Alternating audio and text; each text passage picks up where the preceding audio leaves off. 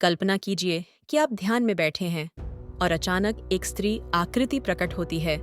नग्न, शक्तिशाली, उसकी आंखें ज्ञान से चमक रही हैं, हाथ में खप्पर, और वह आकाश में नृत्य करती है। क्या यह सपना है, कल्पना, या फिर यह है एक डाकिनी? तिब्बती तांत्रिक रहस्यवाद की रहस्यमयी देवी।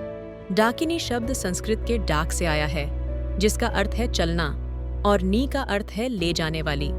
तो डाकिनी जो चेतना को ऊंचाई तक ले जाए। तिब्बती में इन्हें कहते हैं खांद्रोमा, आकाश में चलने वाली स्त्री। डाकिनी केवल देवी नहीं होती, वे ऊर्जा हैं, चेतना की वह स्त्री शक्ति जो जन्म और मृत्यु के पार काम करती है। वो शक्ति जो न केवल मार्ग दिखाती है, बल्कि भ्रम को काटती है, कभी कोमलता से और कभी क्रोध से।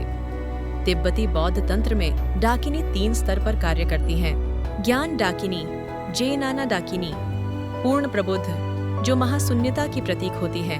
उदाहरण: वज्र योगिनी, लाल शरीर, नृत्य मुद्रा में, जो मृत्यु और कामना दोनों को रूपांतरित करती हैं। मानव डाकिनी, साधारण महिलाएं जिनमें गहन आध्यात्मिक ऊर्जा होती है, जैसे येशित सोग्याल जो गुरु पद्म संभव की शिष्या थीं।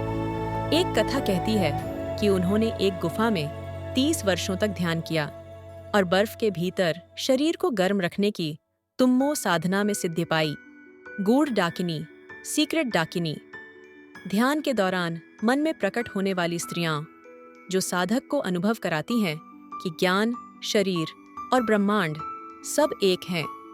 डाकिनी के शरीर और वस्त्र एक रहस्य छिपाते हैं।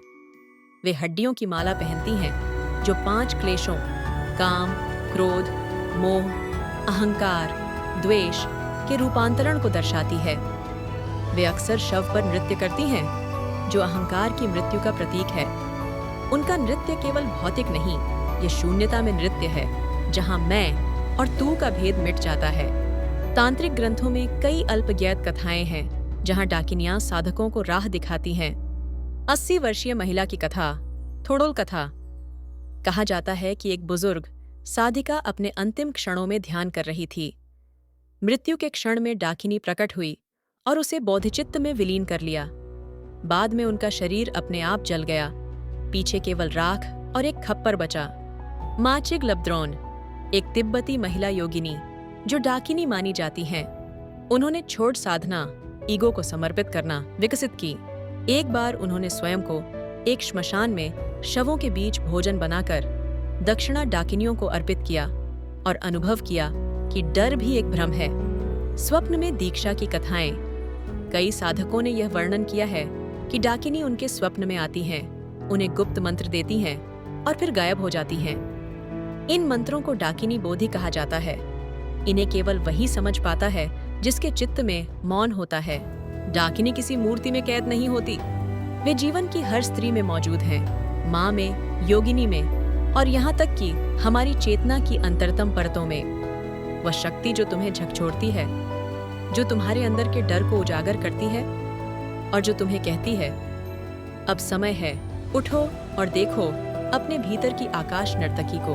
वही है डाकिनी। डाकिनी केवल कोई प्राचीन अवधारणा नहीं, वो आज भी जागृत है, स्वप्न में, साधना में और हमारी चेतना में। अगर आपने जीवन में कभी किसी रहस्यमय स्त्री ऊर्जा की अनुभूति की है, शायद वो कोई डाकिनी ही थी जो आपको बुला रही थी। अगर आपको ये वीडियो पसंद आया हो तो लाइक करें, सब्सक्राइब करें और कमेंट करें। क्या आपने कभी किसी डाकिनी जैसी ऊर्जा को महसूस किया है? हम फिर मिलेंगे एक और रहस्यमयी कथा के साथ। तब तक के लिए शांति और बोधि की कामना।